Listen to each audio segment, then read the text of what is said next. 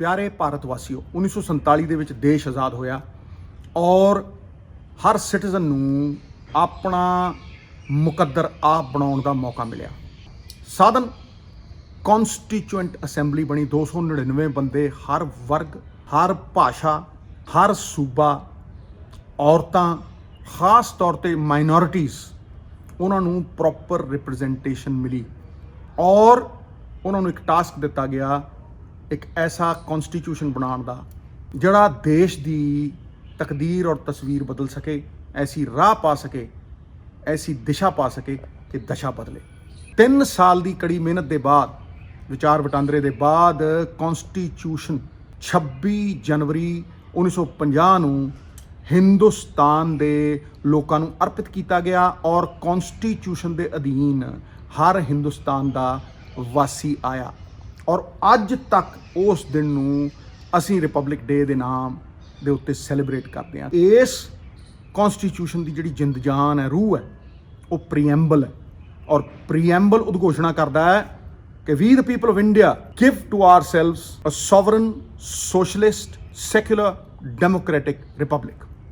सॉवरैनिटी की है कि लोकां दे कोल ताकत होवे सरकारां नूं नियंत्रित करन दी, सरकारां नूं चलाउण दी।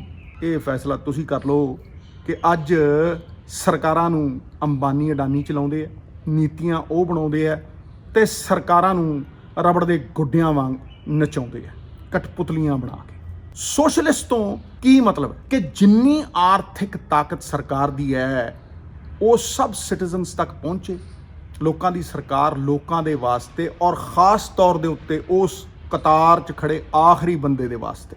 ਕੀ ਉਹ ਬਰਾਬਰੀ ਹੈ ਜਾਂ ਹਰ ਫਾਇਦਾ ਸਟੇਟ ਦੇ ਖਜ਼ਾਨੇ ਨੂੰ ਮਾਰ ਕੇ, ਸੈਂਟਰ ਦੇ ਖਜ਼ਾਨੇ ਨੂੰ ਮਾਰ ਕੇ 2 ਬੰਦਿਆਂ ਤੱਕ ਪਤਾਇਆ ਜਾ ਰਿਹਾ ਔਰ ਕੰਟਰੋਲ ਸਾਰਾ ਅੰਬਾਨੀ ਅਡਾਨੀ ਨੂੰ ਦਿੱਤਾ ਜਾ ਰਿਹਾ। ਤੀਜੀ ਆਉਂਦੀ ਹੈ ਸੈਕੂਲਰਿਜ਼ਮ, ਮਤਲਬ ਦੇਸ਼ ਧਰਮ ਨਿਰਪੇਖ, ਸਭ ਧਰਮ ਇੱਕ ਬਰਾਬਰ, ਹਰੇਕ ਨੂੰ ਆਪਣਾ ਧਰਮ ਚੁਣਨ ਦੀ ਪੂਰੀ ਛੋਟ ਕਿ ਅੱਜ ਇੱਕ ਧਰਮ ਨੂੰ ਬਾਕੀ ਸਾਰੇ ਧਰਮਾਂ ਨਾਲੋਂ ਉੱਚਾ ਪ੍ਰੋਜੈਕਟ ਨਹੀਂ ਕੀਤਾ ਜਾ ਰਿਹਾ। ਇਹ ਫੈਸਲਾ मैं तुहाडे ते छड्डदा। उस तो बाद आ जाती है डेमोक्रेसी कि लोगों की ताकत लोगों के वास्ते। हुण तुसीं आप दस दिओ कि 100 करोड़ लोगों नूं पूरी तरह नज़रअंदाज करके कानून बनाए जाते हैं। उस कानून दे विच लोगों दे नाल कोई पुछ गिछ नहीं हुंदी, कोई डिस्कशन नहीं हुंदी, लोगों तो पुछया भी नहीं जाता। स्टेट दी सरकार उहदे चुणे नुमाइंदे वो दरकिनार कीते जांदे। पार्लीमेंट दे विच धक्के दे नाल कानून बिना डिस्कशन दे पास कीते जांदे। फिर किहड़ी ताकत है लोगों की? ताकत ਤਾਂ दिखती नहीं है, अलोप हो रही है। अखीर ਦੇ ਵਿੱਚ कौन ਇਹ ਅਧਿਕਾਰਾਂ ਦਾ ਰਖਵਾਲਾ ਹੈ, कौन ਰਾਖੀ ਕਰਦਾ? ਉਹ ਕਹੇ ਰਿਪਬਲਿਕ, ਜਿਹੜੀ ਕਹਿੰਦੀ ਹੈ ਕਿ ਹਰ ਇੰਡੀਵਿਜੂਅਲ ਨੂੰ ਅਸੀਂ ਅਧਿਕਾਰ ਦੇਵਾਂਗੇ ਔਰ 4 ਮੁੱਢਲੇ ਵੈਲਿਊ ਸਿਸਟਮ ਦੇਵਾਂਗੇ। ਉਹ ਵੈਲਿਊਜ਼ ਦੇਵਾਂਗੇ ਜਿਹਦੇ ਉੱਤੇ ਕਨਸਟੀਟਿਊਸ਼ਨ ਖੜਾ ਰਹੇ, 4 ਪਾਵੇ, pillars of strength of the constitution. ਪਹਿਲਾ ਨਿਆਂ, ਜਸਟਿਸ। 80 ਤੋਂ ਉੱਤੇ ਮੇਰੇ ਕਿਸਾਨ ਵੀਰ इस संघर्ष ਦੇ ਵਿੱਚ ਕੜਕਦੀ ਠੰਡ ਦੇ ਵਿੱਚ ਸ਼ਹੀਦ ਹੋ ਗਏ। ਸਰਕਾਰ ਦੇ ਸਿਰ ਦੇ ਉੱਤੇ ਜੂੰ ਰਿੰਗੀ। ਇਹ ਨਿਆਂ ਸਮਾਜਿਕ ਵੀ ਹੈ, ਰਾਜਨੀਤਿਕ ਵੀ ਹੈ, ਹਰ ਤਰ੍ਹਾਂ, ਹਰ ਪਾਸਾ, ਹਰ ਪਹਿਲੂ ਦੇਖ ਕੇ ਇਹ ਕਨਸਟੀਟਿਊਸ਼ਨ ਰਚਿਆ ਗਿਆ ਸੀਗਾ। 70 ਕਰੋੜ ਕਿਸਾਨਾਂ ਨੂੰ ਕਾਨੂੰਨ ਬਣਾ ਕੇ ਇਹ ਇਜਾਜ਼ਤ ਨਹੀਂ ਹੈ ਕਿ ਉਹ ਅਦਾਲਤ ਦਾ ਦਰਵਾਜ਼ਾ ਖਟਖਟਾ ਸਕਣ, ਕਿਸੇ ਉੱਚ ਨਿਆਂਪਾਲਿਕਾ ਕੋਲ ਜਾ ਸਕਣ। ਅੰਬਾਨੀ ਦੇ ਮੋਬਾਈਲ ਪੋਰਟ ਹੋਏ ਤੇ ਉਹ ਕਚਹਿਰੀ ਜਾ ਕੇ ਖੜ ਜਾਣ। ਤੇ 70 ਕਰੋੜ ਕਿਸਾਨ ਨੂੰ ਇਹ ਕੋਈ ਅਖਤਿਆਰ ਨਹੀਂ ਕਿ ਉਹ ਅਦਾਲਤ ਦਾ ਦਰਵਾਜ਼ਾ ਖਟਖਟਾ ਸਕੇ। ਇਹ ਨਿਆਂ ਹੈ? ਮੈਨੂੰ ਇਹ ਦੱਸ ਦਿਓ ਕਿ ਜੇ ਕਿਸਾਨ ਕਰਜ਼ਾ ਲੈਂਦਾ ਔਰ ਉਹ ਤੋਂ ਇੱਕ ਕਿਸ਼ਤ ਮੁੜਦੀ ਨਹੀਂ, ਕੁੜਕੀ ਹੁੰਦੀ ਹੈ, ਢੋਲ ਵਜਾਉਂਦੇ ਆ, ਮਨਿਆਦੀ ਕਰਵਾਉਂਦੇ ਆ ਤੇ ਉਹਦੀ ਜ਼ਮੀਨ ਜ਼ਬਤ ਕਰਦੇ ਆ, ਜੇਲ੍ਹਾਂ 'ਚ ਸੁੱਟਦੇ ਆ। 17 ਲੱਖ ਕਰੋੜ ਰੁਪਈਆ ਸਰਕਾਰੀ ਬੈਂਕਾਂ ਦਾ ਆਮ ਲੋਕਾਂ ਦਾ ਜਮ੍ਹਾਂ ਕਰਾਇਆ ਹੋਇਆ ਲੁਟਾਤਾ। ਨੀਰਵ ਮੋਦੀਆਂ ਨੂੰ, ਮਾਲਿਆ ਵਰਗੇ ਲੋਕਾਂ ਨੂੰ ਭਜਾਤੇ ਬਾਹਰ। ਕੋਈ ਕਾਰਵਾਈ ਜੇ ਹੋਈ ਹੋਵੇ ਤੇ ਮੈਨੂੰ ਦੱਸੋ। ਇਹ ਲੋਕ ਜਦੋਂ ਕਰਜ਼ੇ ਲੈਂਦੇ ਆ ਸਾਂਠ ਗਾਂਠ ਦੇ ਨਾਲ ਲੈਂਦੇ ਆ ਔਰ ਉਦੋਂ ਬਾਅਦ ਜੇ 5 ਸਾਲਾਂ 'ਚ ਇਹਨਾਂ ਤੋਂ ਨਹੀਂ ਮੁੜਦਾ ਤੇ ਕਹਿੰਦੇ ਆ 25 ਸਾਲਾਂ ਦੇ ਵਿੱਚ ਮੋੜੋ।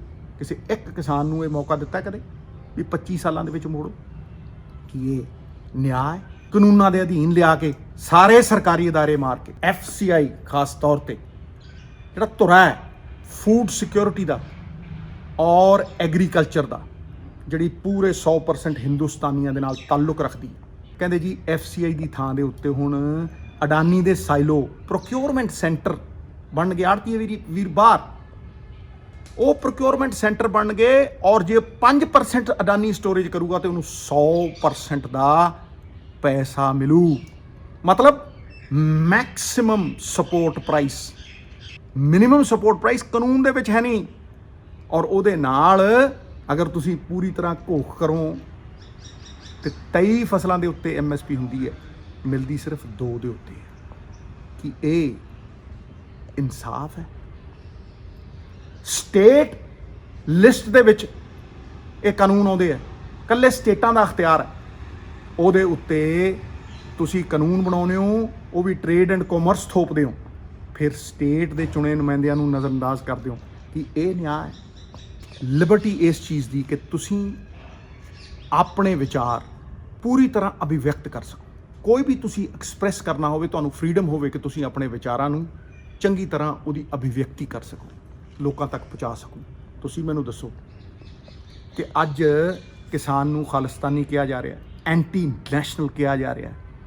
ਅੱਜ ਕਿਸਾਨ ਨੂੰ ਹਰ ਤਰ੍ਹਾਂ ਦੀ ਸਾਜ਼ਿਸ਼ ਦਾ ਸ਼ਿਕਾਰ ਹੋਣਾ ਪੈ ਰਿਹਾ, ਔਰ ਕਿਸਾਨ ਨੂੰ ਉਹਦੀ ਆਪਦੀ ਰਾਜਧਾਨੀ ਦੇ ਵਿੱਚ ਕਿਸਾਨ ਨੂੰ ਐਂਟਰ ਨਹੀਂ ਹੋਣ ਦਿੱਤਾ ਜਾ ਰਿਹਾ। ਕਿਉਂ? ਗੱਡੀਆਂ ਦੇ ਵਿੱਚ ਉਹਨੂੰ ਆਉਣ ਨਹੀਂ ਦਿੱਤਾ ਜਾ ਰਿਹਾ। ਤੇ ਕੀ ਇਹ ਬੈਰੀਅਰ ਚੀਕਾਂ ਮਾਰ ਕੇ ਇਹ ਨਹੀਂ ਕਹਿ ਰਹੇ ਕਿ ਉਹ ਲਿਬਰਟੀ ਐਕਸਪ੍ਰੈਸ਼ਨ ਦੀ ਖਤਮ ਕਰ ਦਿੱਤੀ ਗਈ ਹੈ ਇੱਕ ਤਾਨਾਸ਼ਾਹ ਸਰਕਾਰ ਤੋਂ ਬਾਅਦ? ਉਸ ਤੋਂ ਬਾਅਦ ਇਕੁਆਲਿਟੀ, ਕਿ ਹਰ ਬੰਦੇ ਨੂੰ ਬਰਾਬਰ ਦਾ ਦਰਜਾ ਮਿਲੇ ਔਰ ਉਹਨੂੰ ਓਪਰਚੁਨਿਟੀ ਮਿਲੇ, ਮੌਕਾ ਮਿਲੇ ਬਰਾਬਰੀ ਦਾ, ਤਾਂ ਹੀ ਇਕੁਆਲਿਟੀ ਹੈ। ਤੇ ਖਿਲਾਓ ਤਾਂ 2 ਏਕੜ ਵਾਲੇ ਕਿਸਾਨ ਨੂੰ ਇਸ ਕੰਟਰੈਕਟ ਸਿਸਟਮ ਦੇ ਵਿੱਚ ਅੰਬਾਨੀ ਤੇ ਅਡਾਨੀ ਨਾਲ ਜਿਹੜਾ ਬਰਾਤ ਲੈ ਕੇ ਆਊ ਵਕੀਲਾਂ ਦੀ, ਕਿ ਉਹ ਬਰਾਬਰੀ ਹੈ? ਕਿ ਕਾਨੂੰਨਾਂ ਦੇ ਵਿੱਚ, ਅਖਤਿਆਰਾਂ ਦੇ ਵਿੱਚ ਕੋਈ ਬਰਾਬਰੀ ਹੈ? 1% ਹਿੰਦੁਸਤਾਨ ਦੇ ਲੋਕ 80% ਹਿੰਦੁਸਤਾਨ ਦੀ ਵੈਲਥ ਨੂੰ ਓਨ ਕਰਦੇ ਨੇ। 0.1%, ਇੱਕ ਜ਼ਿਆਦਾ ਹੈ। ਤੇ 90 ਤੋਂ 95% ਲੋਕ ਸਿਰਫ 1% ਵੈਲਥ ਹਿੰਦੁਸਤਾਨ ਦੀ ਦੇ ਉੱਤੇ ਅਖਤਿਆਰ ਰੱਖਦੇ, ਜਾਂ 1% ਵੈਲਥ ਕਮਾਉਂਦੇ ਹੈ। ਇਹ ਕੁਆਲਿਟੀ ਹੈ। ਆਖਰੀ ਜਿਹੜੀ ਬਾਬਾ ਸਾਹਿਬ ਅੰਬੇਡਕਰ ਜੀ ਨੇ ਸਾਡੇ ਕੌਨਸਟੀਟਿਊਸ਼ਨ ਦੇ ਵਿੱਚ ਵੈਲਿਊ ਦਿੱਤੀ, ਉਹ ਸਭ ਤੋਂ ਉੱਚੀ ਹੈ। ਫਰਟਰਨਿਟੀ ਕੀ ਕਹਿੰਦੀ ਹੈ? ਕਿ ਹਰ ਸਿਟੀਜ਼ਨ ਨੂੰ सम्मान ਮਿਲੇਗਾ, ਹਰ ਇੰਡੀਵਿਜੂਅਲ ਨੂੰ सम्मान ਦਿੱਤਾ ਜਾਏਗਾ। ਕਿਸ ਤਰ੍ਹਾਂ? ਏਕਤਾ ਰਾਹੀਂ, ਅਲੱਗ-ਅਲੱਗ ਮਣਕੇ, ਜਿਸ ਤਰ੍ਹਾਂ ਅਲੱਗ-ਅਲੱਗ ਭਾਸ਼ਾਵਾਂ, ਅਲੱਗ-ਅਲੱਗ ਸੂਬੇ, ਅਲੱਗ-ਅਲੱਗ ਕਲਚਰ, ਉਸੇ ਤਰੀਕੇ ਅਲੱਗ-ਅਲੱਗ ਮਣਕਿਆਂ ਨੂੰ ਇੱਕ ਧਾਗੇ ਦੇ ਵਿੱਚ ਪਰੋ ਕੇ ਪਰਿਵਾਰਿਕ ਏਕਤਾ ਦੇ ਵਿੱਚ ਇਸ ਦੇਸ਼ ਨੂੰ ਬੰਨ੍ਹਿਆ ਜਾਏਗਾ। ਕਿਉਂਕਿ ਏਕਤਾ ਤੇ ਜੇਲ੍ਹ ਦੀ ਵੀ ਹੁੰਦੀ ਹੈ। ਹੁਣ ਤੁਸੀਂ ਇਹ ਆਪ ਹੀ ਆਤਮ ਚਿੰਤਨ ਕਰਕੇ ਦੱਸੋ ਕਿ ਵੋਟਾਂ ਦੀ ਰਾਜਨੀਤੀ ਦੇ ਲਈ, ਪੋਲਰਾਈਜੇਸ਼ਨ ਦੇ ਲਈ, ਕੀ ਧਰਮ ਦੇ ਨਾਮ ਤੇ, ਜ਼ਾਤ ਦੇ ਨਾਮ ਦੇ ਉੱਤੇ ਇਸ ਦੇਸ਼ ਨੂੰ ਵੰਡਿਆ ਨਹੀਂ ਜਾ ਰਿਹਾ? ਬੇਅਦਬੀਆਂ ਨਹੀਂ ਹੋ ਰਹੀਆਂ? ਇਹ ਤੁਹਾਡੇ ਹੱਥ ਫੈਸਲੇ ਨੇ। ਕਿਉਂਕਿ ਜੋ ਮੈਂ ਕਹਿ ਰਿਹਾ ਇਹ ਕੌਨਸਟੀਟਿਊਸ਼ਨ ਦੀ ਬੁਨਿਆਦ ਹੈ। ਬੁਨਿਆਦ, ਜੇ ਬੁਨਿਆਦ ਹੈ ਤਾਂ ਦੇਸ਼ ਹੈ, ਔਰ ਅਗਰ ਇਹ ਬੁਨਿਆਦ ਹਿੱਲ ਗਈ ਤੇ ਦੇਸ਼ ਨਾਲ ਹੀ ਹਿੱਲੂ। The very essence and spirit of the constitution is being violated. ਤੇ ਅੱਜ ਮੈਂ ਤੁਹਾਨੂੰ ਪੁੱਛਦਾ ਕਿ ਇਸ ਕੌਨਸਟੀਟਿਊਸ਼ਨ ਦਾ, ਇਸ ਸੰਵਿਧਾਨ ਦਾ ਰਖਵਾਲਾ ਕਿਸਾਨ ਹੈ ਜਾਂ ਇਹ ਸਰਕਾਰ ਹੈ?